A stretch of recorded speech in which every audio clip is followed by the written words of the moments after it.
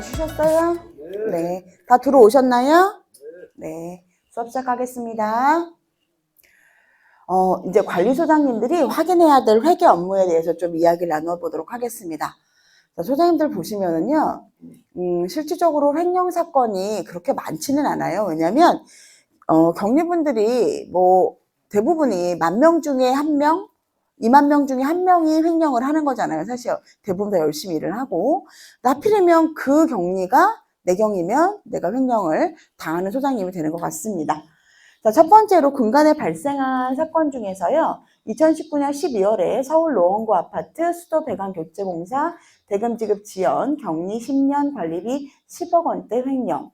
2019년 12월에는 전북 익산시 아파트 승강기 소방 청소 비용 가위질로 경리 8년 동안 8억 원대 관리비 횡령. 1억씩 해먹었네요. 17년 근무하셨고요. 2021년 3월에는 서울 서대문구 아파트가 아파트 관리비 잔액이 10억 부족한데 가수금 미지급금 등으로 해서 정리하셨고요. 한회계사 지속감사 격리 직원이 5년간 10억 원대 횡령했습니다. 이 직원은 더 많이 해먹었네요. 그죠? 1년에 2억 원씩 해먹었으니까. 자, 첫 번째 사건은 굉장히 유명한 사건이라서 우리 소장님들이 모두 다 알고 계실 거라고 생각을 합니다. 이게 이제 어떤 거를 한 거냐면 이 격리는 나는 한 곳만 팍 이러면서 장기수원 충당금을 원래 통장으로 이체를 해야 되는데 그걸 본인이 본인 통장으로 이체했어서 사용하신 그 사건입니다. 그러다 보니까 수도 배관 공사를 했어요. 그 전까지는 돈이 확인이 안 됐을 거예요. 그죠? 근데 수도 배관 공사를 했는데 대금이 입금이 안 되니까 연락이 온 거죠. 근데 갑자기 경리가 잠적을 하셨어요. 그래서 소장님이 문자를 넣으셨더라고요. 만약 이주임이면 이주임 왜 대금이 지급이 안 됐나 이렇게 얘기를 했더니 경리가 죄송합니다 이렇게 하고 어떻게 하셨을까요? 예, 자살을 하셨습니다. 근데 이 경리분만 자살을 한 걸로 끝난 게 아니고요. 소장님도 같이 자살을 하셨어요. 그러다 보니까 이게 소장님이 정말 같이 거기에 연관이 돼 있는 건지 아니면 이런 책임 때문에 그만두셨는지 그거는 제가 명확히 모르겠지만 어쨌든 소장님이랑 우리 경리분이 같이 자살을 한 사건입니다. 근데 여기서 소장님들께 여쭤보고 싶은 게 소장님들이 대부분 책임이 있으면 몇 %가 정도 소장님들 책임이 나오나요? 100%? 10, 15, 20%. 이 정도가 대부분 나오시죠. 근데 이 소장님은 얼마가 나왔을까요? 반 정도가 나왔습니다. 반 정도가. 왜 그랬을까요? 왜 그랬을까요? 소장님들 여쭤볼게요. 자, 위탁사인 경우에, 위탁관리인 경우에는 그 관리 주체가 누구죠? 관리회사입니다. 그죠? 자치관리는 관리 주체가 누굴까요? 관리소장님이십니다. 그러다 보니까 소장님이 50%의 관리 그 비율이 나왔어요. 그런데 문제는 두 분이 자살하셨으니까 거기서 끝이 나야 되는데 어떻게 됐을까요? 빚이 상속됐습니다. 네, 빚이 상속이 됐는데 여기 격리분들 자녀분들은 상속 포기를 하셨대요. 근데 이 소장님네 자녀분들은 그래도 재산이 이거보다 더 많으셨나 봐요. 그래서 사모님이랑 자녀에게 빚이 일부 상속이 됐고요. 일부는 상속 포기하셨다고 합니다. 너무 안타까운 사건이죠. 자, 두 번째는요. 이 송금 사고가 사건 중에서 이렇게 횡령 사건 중에서는 가장 큰 사건입니다. 그죠? 그런데 이 횡령 사건이 이 송금 사건이 일어나는 거는 송금 영수 중에 금액을 조작하거나 아니면은 제일 이게 중요한 게요. 김말동한테 보내야 되는데 이 소똥한테 보내는 게 송금 사고죠. 그죠? 송금 조작이잖아요. 자, 그리고 공사 비용을 이중 송금하거나 전자계산서에 금액을 변경하거나 은행 청구서를 조작하거나 난방을 지로 납부 후에 출금액을 본인 통장으로 이체한 사건입니다. 요거는 뭐냐면은요. 소장님들 원래 전기, 수도, 난방 요금은 어떻게 해야 되죠? 관리규약에 뭐라고 써 있죠? 자동 이체하도록 되어 있어요. 자동 이체하도록. 근데 어떤 아파트들은 입주 초기에는 자동 이체 못할 때가 있잖아요. 그쵸? 그러면 지로 납부를 합니다. 지로 납부를 하는데 어떤 격리분들은 출금 전표도 끊고 지료 납부도 한단 말입니다. 그래서 이 격리는 어떻게 했냐면 출금액은 본인이 갖고 이 지료 납부를 해서 통장에서 빼낸 거죠. 그런 사건이 있었습니다. 그럼 소장님들 송금 사고를 막을 수 있는 가장 간단한 방법은 뭘까요?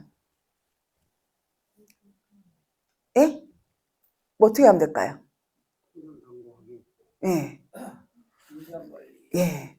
격리가 은행에 탁 갔다 온 다음에 통장이랑 송금 대체 영수증이랑 자료랑 갖고 오라고 얘기하면 됩니다. 그래서 확인하시면 돼요. 그죠? 그러면은 격리가 어렵지 않아요. 그죠? 그리고 심지어 김말동한테 보낼 거를 김말동한테 갔는지만 확인하면 됩니다. 그죠? 근데 제가 15년 동안 격리 생활을 하는 중에 통장을 그렇게 제가 업무하자마자 갖고 오라고 한 소장님이 한 분밖에 안 계셨다는 거죠. 그리고 심지어 통장 실물을 보는 소장님도 한 분밖에 안 계셨습니다. 다른 소장님들은 아무도 실물을 보시지 않았어요. 소장님들은 실물 보시죠? 예, 실물을 꼭 확인하시고요. 업무 보고 난 다음에 바로 가지고 와서 확인하시면 제가 물론 횡령을 할 생각은 안 했으니까 이 자리에 있겠지만 횡령을 하려는 마음을 가졌다고 하더라도 소장님이 그렇게 보시는데 횡령할 수 있을까요? 없을까요? 할 수 없겠죠. 예. 자, 그런데 그리고 제가 이제 아까 그 실물을 확인하셨던 그 소장님 있잖아요. 그 소장님은 제가 가니까 네모난 사각도장 있잖아요. 그 도장도 소장님이 보관을 하시더라고요. 제가 어떻게 생각했을까요? 아, 이 소장님 되게 깐깐하네. 이렇게 생각했겠죠. 그죠? 근데에도 불구하고 소장님이 저한테 그 얘기를 하시더라고요. 섭섭해하지 말아라. 이건 너를 못 믿어서가 아니라 이 관리는 관리소장인이기 때문에 내가 갖고 있는 게 맞다고 나는 생각을 한다. 이렇게 얘기를 하시더라고요. 저는 그래서 조금 번거롭긴 했지만 소장님께서 갖고 계시도록 했었습니다. 자, 요 두 번째 사건은요. 이건 다 가위질로 오려서 한 건데 소장님 이 구자랑 같습니까? 다릅니까? 다르죠? 이거를 프린터해서 여기다가 붙이신 거죠. 500 몇십만 원 송금했으면 900 몇십만 원으로 이렇게 가위질해서 붙인 사건입니다. 요거는 출금이 두 번 됐어요. 1,496만 원, 1,496만 원 두 번 출금된 사건. 요거는 세금 계산서까지 변경한 내용입니다. 이분은 17년을 근무하셨는데요. 9년 동안은 잘 하시다가 8년 동안 갑자기 이렇게 횡령하신 사건입니다. 자, 이거는요. 유용이라는 거는요. 잠깐만 쓰고 내가 돌려주려고 했는데 못 돌려준 거죠. 여기 앞에 계신 소장님 성이 어떻게 되시죠? 이. 어느 날 이 소장, 내가 이 소장님한테만 알려줄게. 이 주식이 엄청난 주식이야. 이렇게 얘기를 하셨단 말이에요. 그러니까 이 소장님이 1억만 잠깐 빌렸다가 넣었다가 다시 돈이 붙으면 얼른 돌려줘야 되겠다 이렇게 생각을 하신 거예요. 근데 이 주식이 어떻게 됐을까요? 갈치도 아닌데 반에 반토막이 난 거죠. 그러니까 이 소장님이 그것 때문에 너무 깜짝 놀라셔가지고 어떻게 하셨을까요? 이 소장님도 1억 때문에 자살하셨습니다. 자, 이렇게 잠깐만 쓰려고 했는데 잠깐만 쓰고 입금하려고 했는데 안 되는 경우가 있었어요. 그죠? 그래서 이런 일이 발생한 사건이 있었고요. 임대료나 장충 등 아까 그분처럼 본인이 주식 혹은 코인 등에 투자하려고 했던 경우가 있었습니다. 관리사무소 대표 회장님이 여자친구 선물을 관리비로 주신 경우도 있었습니다. 이거는요, 소장님이 상가 소장님이셨는데 상가에 그냥 그 경비원 하시면서 소장님 하시는 분들이 있잖아요. 그렇게 하셨어서 아마 이게 회장님이 도장을 갖고 계셨던 것 같습니다. 그러다 보니까 회장님이 루이비통을 사주셨는지 어쨌든 이런 선물을 주신 분이 있었습니다. 이게 바로 그 서대문 사건인데요. 서대문 사건에서는 인터넷 뱅킹을 개설을 했고 임시계정으로 회계를 정리했고 외부 회계 감사는 적정을 받았는데요. 소장님들 인터넷 뱅킹 다 개설은 되어 있죠. 근데 어떻게 하고 있죠? 조회만 하잖아요. 그리고 금액을 이체할 수 있는 금액을 얼마로 하면 될까요? 하루 한도를 1원으로 하면 됩니다. 그죠? 365일 내가 횡령을 하려고 하고 싶어도 365원밖에 안 되잖아요. 10년을 해도 3,650원밖에 안 되잖아요. 그죠? 그렇기 때문에 만약에 이렇게 인터넷 뱅킹을 개설하는 경우 어쩔 수 없이 불가피하게 인터넷 뱅킹을 하는 경우에는 한도액을 1원으로 책정해 주시기 바랍니다. 이 경리는요, 5년간 10억 원을 횡령을 했고 회계감사를 받았는데 5년간 적정을 받았습니다. 그런데 이 단지가 횡령으로 걸리기 전에 그 전에 우수 단지로 선정이 되었습니다. 이 단지가. 골 때리죠. 자, 그런데 외부 회계감사가요, 5년간 적정 의견을 줬어요. 한 회계사가 했거든요. 한 회계감사에서 했고, 이 경리는 가지급금, 가수금, 성급비용 등의 내용을 임시 개정을 만들었는데요. 제가 여기 단지 그 회계감사 보고서를 봤거든요. 회계감사 보고서를 봤더니 어떤 개정 과목은 리스트가 있어요. 근데 어떤 개정 과목은 리스트가 없습니다. 원래 소장님들 회계감사 우리 재무제표 부속명세서 보실 때 각각 리스트가 딱 있고 금액이 딱 맞아야지 되잖아요. 오케이 해야 되잖아요. 근데 이 단지는 그렇지 않았습니다. 그럼 소장님 혹시 우리 회계사가 5년 동안 봤는데 요거 발견을 못했어요. 그럼 소장님 어떻게 하시겠어요? 죽여버려야죠. 그죠? 죽여버려요. 멱살 잡아야 되죠. 그죠? 우리 법정으로 가야 될 거 아니에요. 그죠? 법정으로 갔습니다. 그래서 야, 너희가 5년이나 너희가 봤는데 이거 발견을 못했어? 그럼 법정으로 갔어요. 어떻게 됐을까요? 판결이 얼마 전에 났습니다. 어떻게 됐을까요? 무혐의 판결 났습니다. 예. 회계사들은 관리사무소에서 준 자료만을 가지고 확인한다. 그래서 무혐의 났습니다, 여러분. 예. 소장님들, 그러니까 회계사들은요, 제가 이제 회계사님들이랑 친한 회계사님들도 있을 거 아니에요. 그래서 제가 너무 기가 막히다. 야, 너희 어떻게 돈을 100만 원, 200만 원씩 받으면서 이거를 발견을 못하냐. 그러면 회계사님들이 그 얘기를 하세요. 우리는 경찰이 아니다라는 거죠. 그쪽에서 제시한 숫자만을 가지고 보기 때문에 우리는 죄가 없다. 이렇게 얘기를 하시더라고요. 그럼 누가 봐야 돼? 예. 근데 어쨌든 그 회계 자료를 어쨌든 뭐 붙여가지고 하든 네. 회계 감사를 받으면 그 계정 그 통장 다 줘야 할 수 있게끔 하잖아요. 예, 그럼에도 불구하고 법원에서 무혐의가 났습니다. 예. 예, 그러게 말입니다. 한정이들이 나왔어요. 예, 그러니까요. 한정이 나오거나 뭐 부적정이 나오거나 이상하다라는 말 정도는 해야 되는데 5년간 적정이 나왔습니다. 예. 돈이 모자라는 금액이 어느 계정에 가 있는 거예요? 여기 가지급금, 가수금, 성급비용에. 그러니까 돈이 모자란 건 아니었죠. 계정이 있으니까. 그러니까 회계사는 그 계정에 맞는 금액이 있으니까 그게 아니다라고 판단을 내린 것 같습니다. 그러니까 돈이 모자랐다면 그렇겠죠. 한 5억 있다고 그러면 가수금 내용이 있을 거야. 근데 제가 보니까 어떤 거에는 원래는 재무제표 부속명세서에 내용이 어느 집 얼마, 어느 집 얼마, 어느 집 이렇게 나와야 되잖아요. 몇 개는 목록이 없는 거예요, 아예. 그러니까요. 그럼에도 불구하고 근데 법원에서는 혐의가 없다라고 나왔어요. 그러니까 그거에 대해서는 뭐 제가 판사가 아니기 때문에 왜 그렇게 판단하셨는지는. 그리고 또 뭐냐면 이거 자체를요, 관리 주체는 관리소잖아요.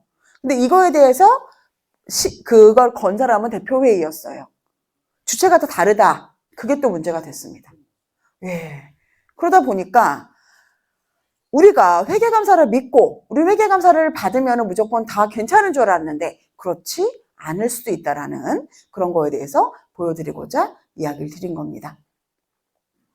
자, 요거는 제가 좀 웃겨서 가지고 왔는데요, 선생님들. 금액은 크지 않지만 보시면 경리학원에 졸업한 초보 경리가 2021년 11월 8일 날 입사해서 11월 17일부터 횡령을 시작했답니다. 황당하죠? 우리는 보통 소장님도 아시겠지만 초보 경리 들어오면은 전화 받을 때도 손을 일단 떨잖아요. 여보세요 이러면서 전화를 받잖아요. 근데 이 경리는 11월 8일 날 입사해서 11월 17일 날 횡령을 시작한 거죠.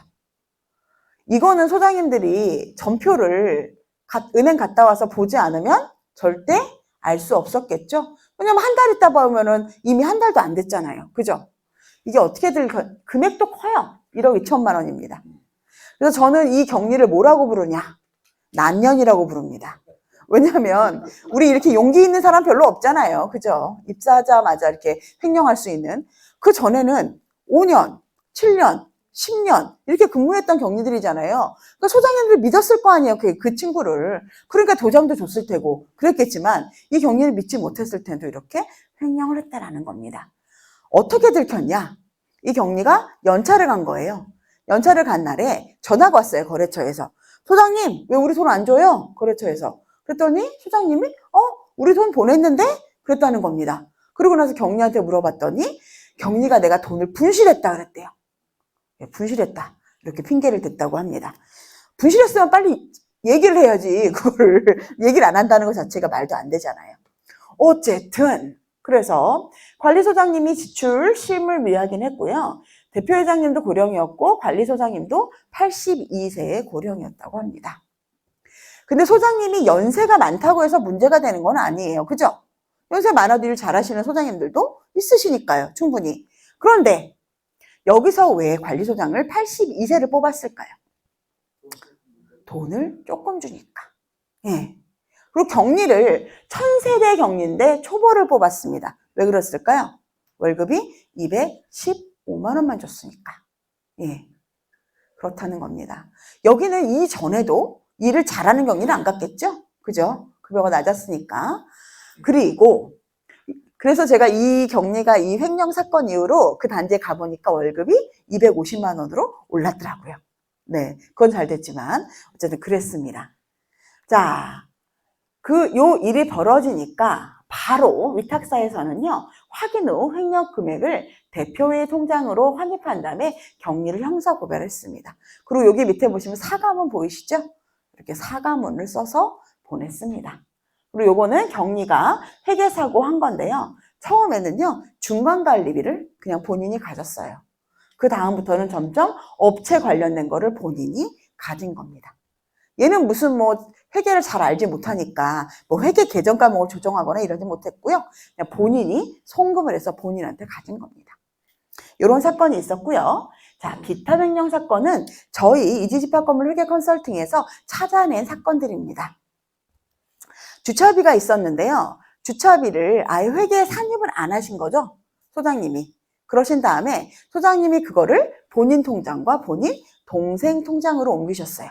아유, 동생한테 용돈도 주는 굉장히 좋은 소장님이시죠? 예, 이렇게 1억 원의 돈을 횡령을 했습니다. 1억 이상을. 이 소장님은 지금 어디 계실까요?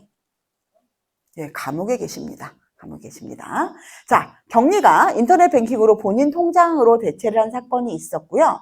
근데 여기서 포인트는, 문제는 뭐였냐면 소장님이 우리 단지가 인터넷 뱅킹이 되고 있는지 몰랐다는 사실. 그게 포인트입니다. 자, 세 번째는요, 격리가 체크카드를 본인 돈처럼 밤에 마트에서 사용한 건이 있었고요. 네 번째로는요, 통장 금액을 위조를 했는데 이 직원이 전에 은행 직원이었어요. 그러다 보니까 통장에 이렇게 찍 긋는 거 있잖아요. 색깔 똑같은 거. 그거를 가지고 계셨더라고요. 그래서 통장을 위조를 한 사건이 있었습니다. 자, 그리고 이 체크카드로 물건을 섞어서 이렇게 사는 경우 있잖아요. 내 물건을 사는 그런 일이 있었어요. 근데 소장님들 같으면은 체크카드로 내 물건을 살 때 뭐를 사시겠어요? 뭐를 사실까요? 안 들키는 거 사야 될 거예요. 안 들키는 거. 그죠? 뭐를 살까요? 사무용품이나 아니면 커피 이런 거 사면 안 들킬 거 아니에요. 그죠? 근데 이 격리는 뭐를 샀을까요? 우리 격리님은. 되게 황당한 걸 샀는데. 루이비통. 루이비통 살 정도의 여유는 안 될 것 같고요. 네. 뭐를 사셨을까요? 소주. 네. 야채, 배추. 예. 아기가 있는 분이었는데 아기 기저귀를 사셨어요. 제가 그 친구한테 뭐라고 그랬을까요?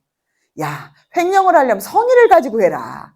야, 머리가 돌도 아니고 기저귀는 자기 돈으로 사고 집안 용품을 사면 안 들킬 거 아니에요. 물론 제가 그렇다는 건 아니에요, 소장님들. 제가 그 직원한테 그렇게 얘기한 적이 있었습니다.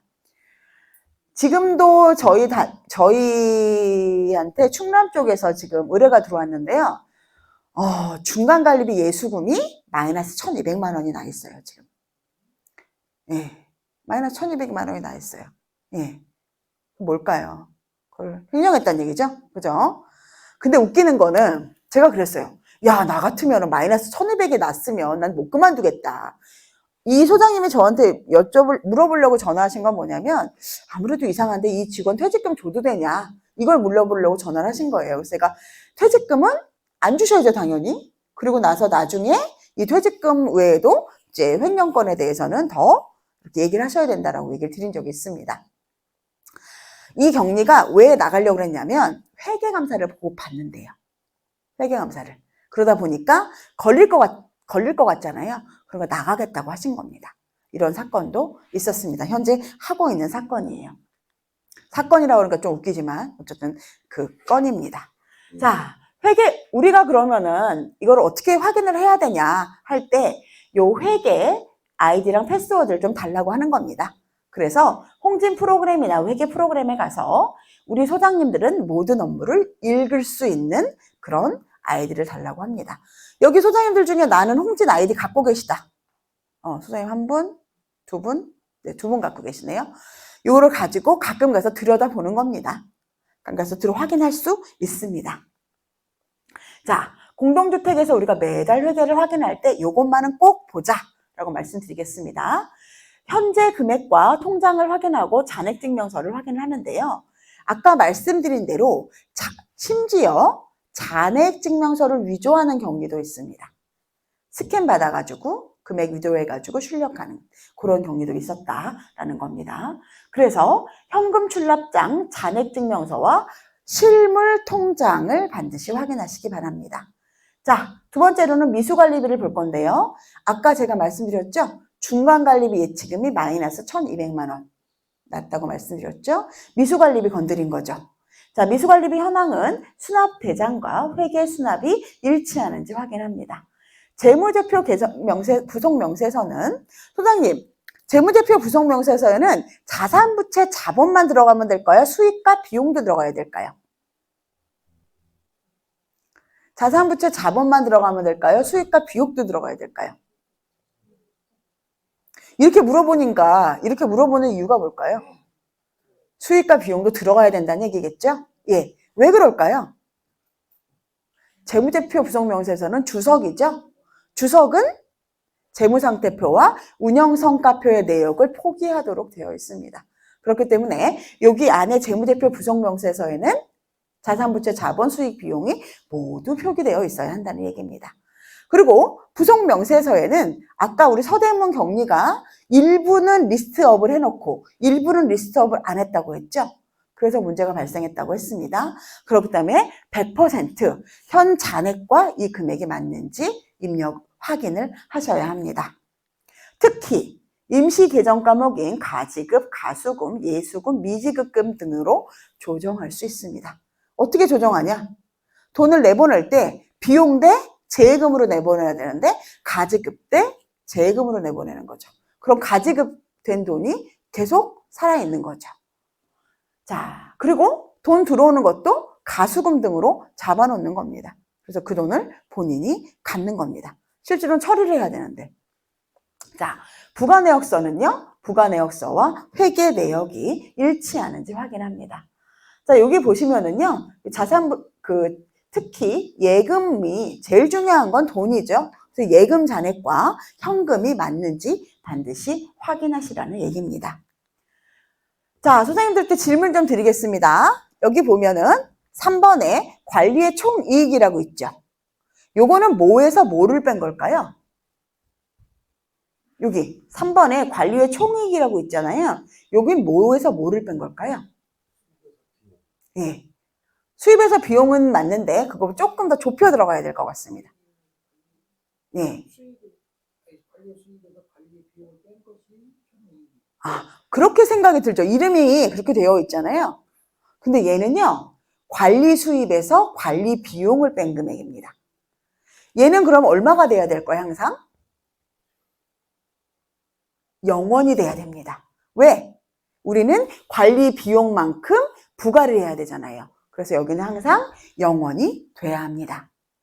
이해되시나요? 이게 이름이 좀 이상해요. 그죠? 관리 손익이 돼야 되는데 관리 외 총익으로 되기 때문에 헷갈리실 것 같아요. 자, 중간에 있는 건 항상 0원이 돼야 된다. 그러면 여기 밑에 있는 당기순이익은 뭐에서 뭐를 뺀 걸까요? 당기순이익. 관리 수입에서 네. 네. 결론적으로는 그렇습니다. 근데 얘는 원래는 결론적으로는 관리외 수입에서 관리외 비용을 뺀 거지만 실질적으로는 수입에서 비용을 뺀 것입니다. 그런데 결론적으로 왜 관리외 수입에서 관리외 비용을 뺐다 그럴까요? 관리 수입과 관리 비용은 똔똔이가 돼야 되니까.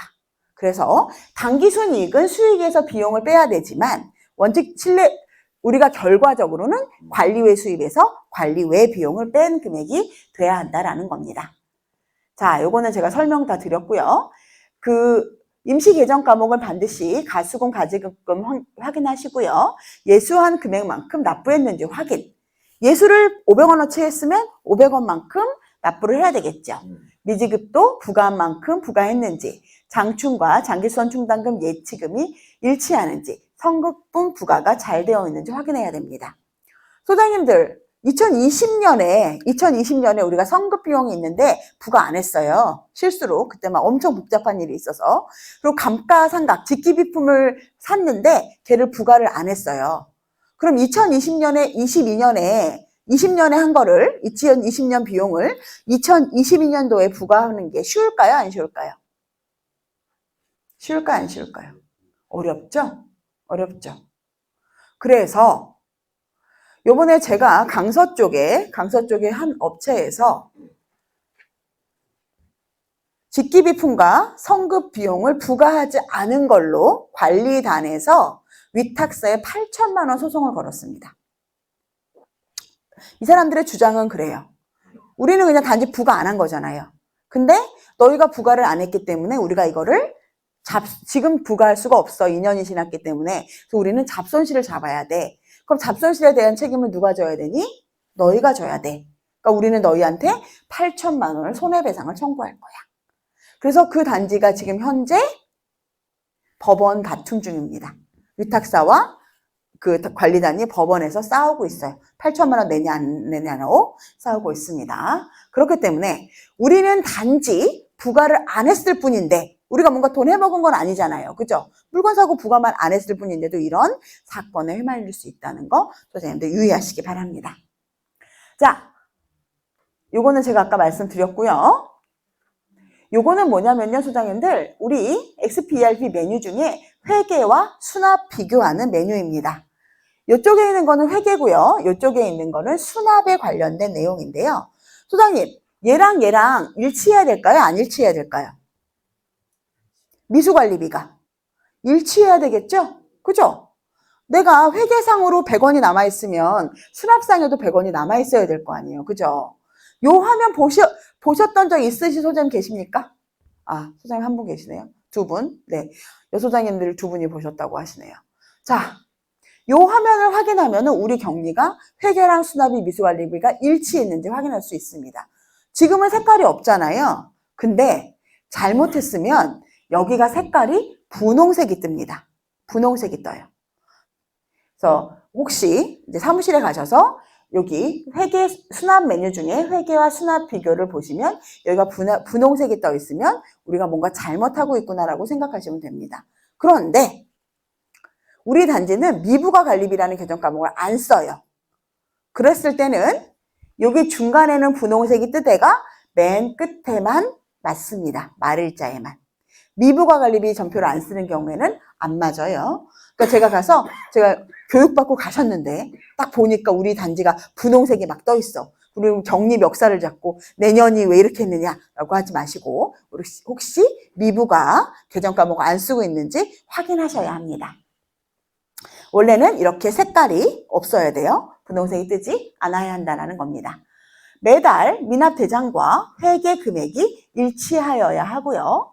재무제표 부속명세서의 자산부채 순자산 중에서 반드시 계정별 부속명세서가 하나도 누락 없이 표기되어야 한다는 얘기입니다. 자, 여기 미지급 비용을 보시면은요, 저는 당월 발생과 당월 차감을 한 라인에 쓰지 않았어요. 왜 그러냐면, 여기는 1월분, 여기는 2월분이라 전월에 발생한 걸 당월에 차감했을 때 잔액이 있는지 없는지 확인합니다. 왜냐? 그렇게 해야만 내가 부가를 잘했는지, 부가한 금액만큼 납부를 했는지 확인할 수 있기 때문에 저는 이렇게 합니다. 그리고 다음 달에 발생한 건 요 밑에 씁니다. 모든 계정 과목을 저는 그렇게 하고 있고요. 여기 보시면 관리의 수입과 관리의 비용에 대해서도 혹시 여태까지 하지 않으셨다면 이렇게 표기해 주셔야 한다는 걸 보여드리려고 가져와 봤습니다. 관리비의 수입과 관리의 비용이고요. 입주자와 사용자 기여, 이쪽에는 입주자 기여 수입을 별도로 표기합니다. 자, 요건 자금 흐름표인데요. 우리 단지는 자금 흐름표로 사용한다 하시는 소장님 한번 손 들어보세요. 없으신가요? 제가 어저께 한 분 있으셨어요. 어제 한 분 있으셨고요. 서울이나 경기도는 대부분 이걸 사용을 하시거든요.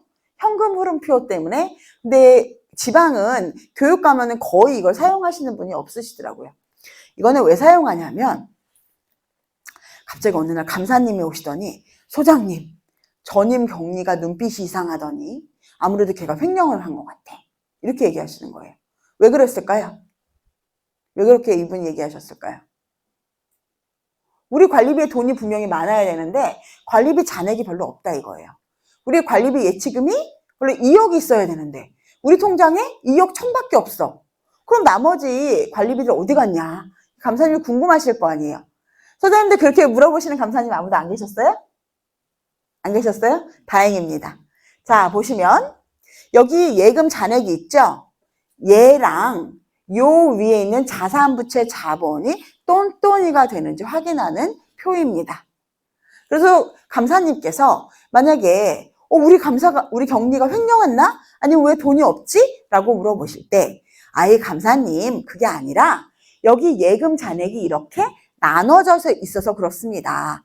부채에도 들어가 있고요. 2월 이익금에도 들어있고요. 예수금에도 들어있고요. 미수금에도 들어있어서 그렇습니다. 라고 이야기하는 표입니다.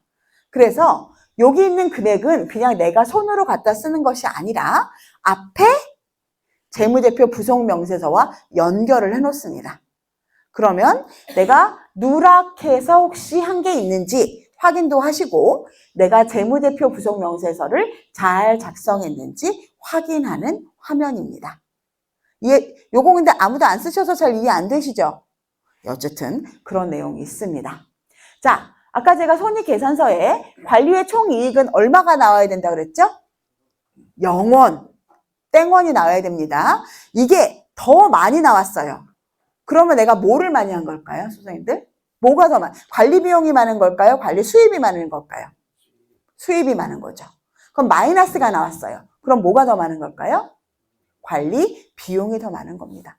항상 0원이 나오셔야 된다는 거 잊지 마세요. 자, 그리고 매달 부가내역서를 확인을 좀 할 건데요. 우리 경리들이 이거 매일 주잖아요. 매달 주잖아요. 소장님들 부가내역서 나오면 뭐를 보시죠? 뭐를 보시죠? 소장님? 소장님, 뭐 보세요? 뭐 보세요? 부가내역서 오면. 안 보세요? 비밀이신가 보다. 소장님들 뭐 보세요? 증감 보시죠? 증감. 그죠? 그래서 어떤 소장님은 1월이나 2월에는 절대 관리비가 오르지 않게 한대요. 왜 그럴까요? 급여 때문에. 이것들이 얼마나 급여를 인상했길래 관리비가 이렇게 올랐나 해서 1, 2월에는 특히 조심하신다고 합니다. 자, 제가 말씀드리는 거는요. 그건 아니고 이 증감도 물론 보셔야 하지만 여기 보시면 여기 맨 위에는 관리 비용만 쓰시고요. 아래는 관리 외 비용을 몰아서 합니다. 그래서 이 관리 비용, 당월 발생한 이 관리 비용의 소개가 실제 우리 손익계산서상의 관리 비용과 일치하도록 처리하셔야 된다는 얘기고요. 여기 보시면 엑셀 부가 총괄표와 실제로 회계 프로그램의 부가 총괄표가 일치하시는지도 확인하셔야 됩니다. 경리한테 여기 부가 총괄표 하나 뽑아줘, 확인해보자 라고 이야기하시면 됩니다. 자, 이제 공동주택 주요 변경 사항 몇 가지 설명해 드리도록 할게요. 자, 소장님들 지금 현재 여기 우리 퇴직연금을 하고 있다는 소장님 손 들어보세요. 퇴직연금. 우린 한 분, 일반 퇴직금 제도다. 다 일반 퇴직금 제도신 거죠? 예전에는요, 퇴직연금 하는 분들만 IRP, 개인 IRP 통장으로 이체를 해줬습니다. 근데 법이 바뀌어가지고요, 이제 모든 퇴직금 제도를 하시는 분들이 일부, 요런 55세 이후에 퇴직한 경우나 퇴직급여액이 300만 원 이하인 경우, 사망으로 인해 단연 퇴직하거나 외국인으로 간 경우, 타 법령으로 퇴직소득을 공개할 수 있도록 한 경우를 제외하고는 모두 다 IRP를 줘야 됩니다. 그러니까 소장님들은 일반 퇴직금 제도임에도 불구하고 돈을 줄 때 IRP 통장으로 줘야 된다는 얘기예요. 근데 우리 경리들이 IRP 통장으로 줘요? 아니면 일반 그냥 급여 통장으로 줘요? IRP를 주세요? 급여를 주시는 분들이 더 많죠? 또 왜 그럴까요? 과태료가 안 나와요. 그러다 보니까 그냥 경리들이 일반 개인 통장으로 지급하고 있습니다. 자, 두 번째로는 경비원 열차 관련입니다. 소장님, 연차는 1년 있다 주나요? 1년 1일 있다 주나요? 1년 1일 있다 주죠. 근데 우리 경비들이요, 경비원이 2022년 1월 1일 날 입사하셨는데 2022년 12월 31일 날 퇴사를 하셨어요. 근데 이분은 실제로 퇴근하는 거는 언제일까요? 퇴근. 23년 1월에 퇴근하시죠? 1월 1일 9시에 퇴근할 거 아니에요. 그죠? 그러면 연차 줘야 될까요? 안 줘야 될까요?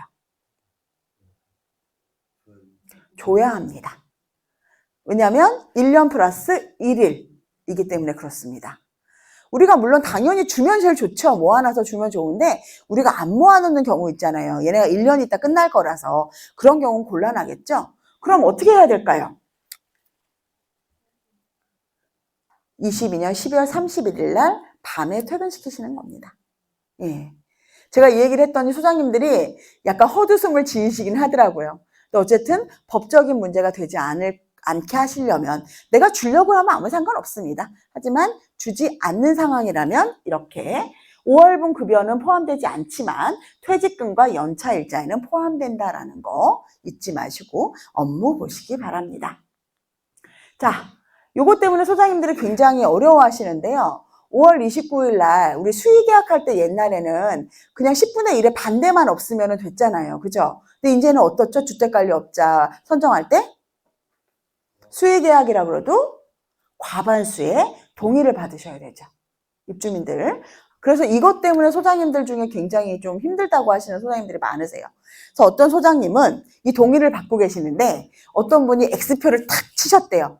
그때 왜 그런가 그랬더니 옆에 써놓으셨대요. 우리 집 등을 안 갈아줌. 이렇게 써놓으셨다 그러더라고요. 그러니까 이제는 입주민들 한 명 한 명한테도 더 잘해야겠구나라고 생각을 하셨다. 이런 이야기를 하시더라고요.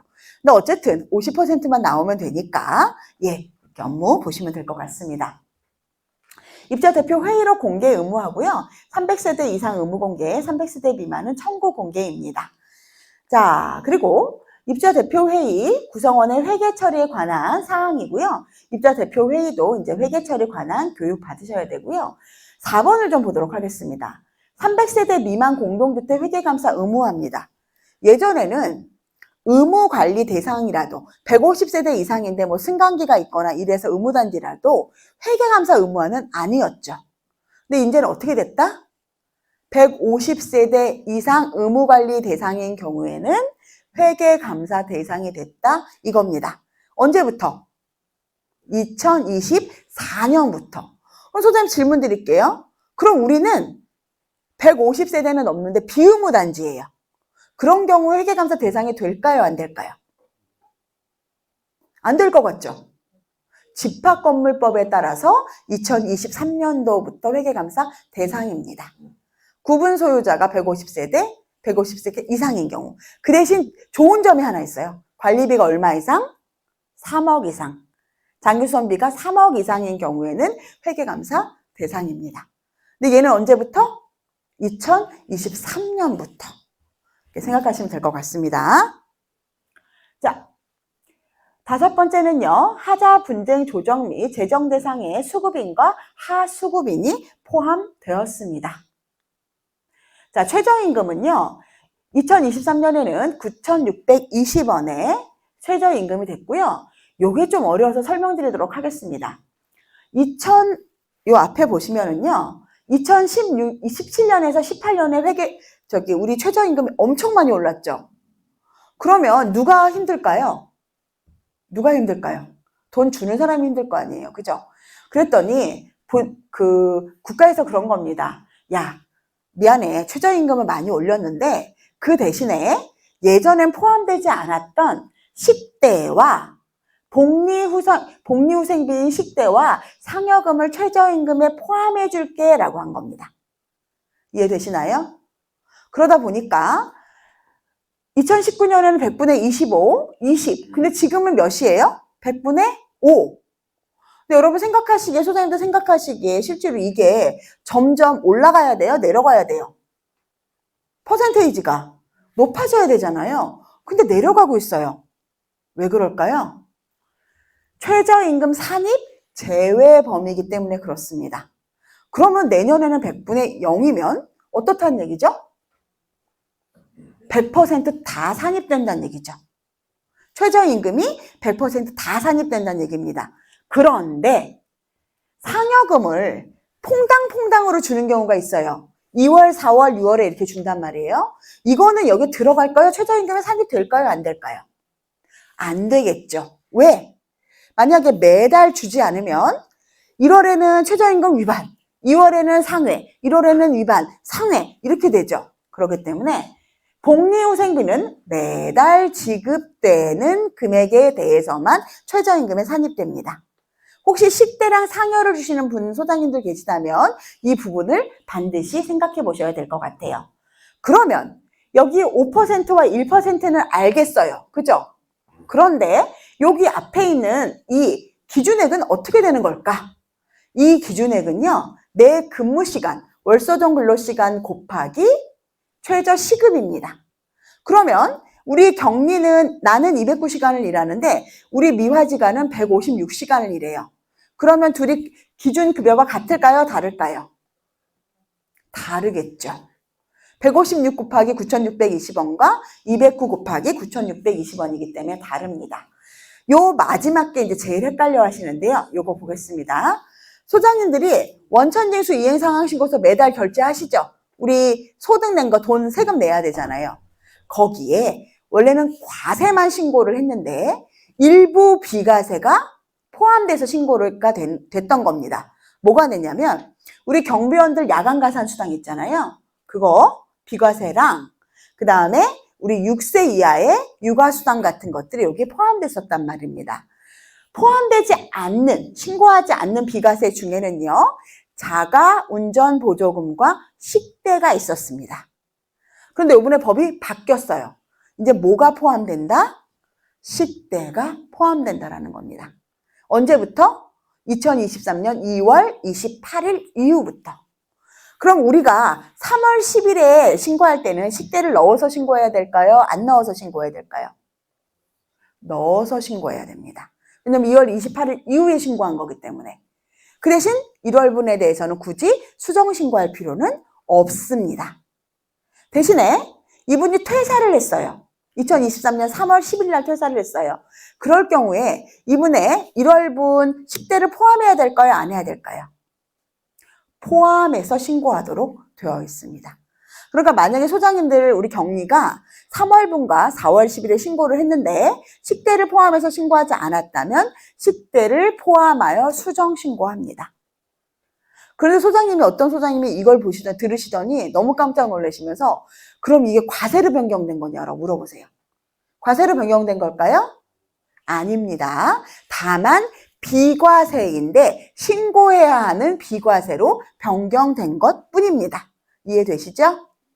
자, 다 끝났습니다. 소장님들, 여기 모두 몇 사람이나 보이십니까? 10명? 엄청 빠르신데? 예. 모두 9명의 얼굴이 있다고 합니다. 예, 소장님들 이제 식사하러 가시려고 제가 이 시간에 끝내드린 거거든요. 지금 가도 되겠죠, 선생님? 네, 자, 네, 고생하셨습니다.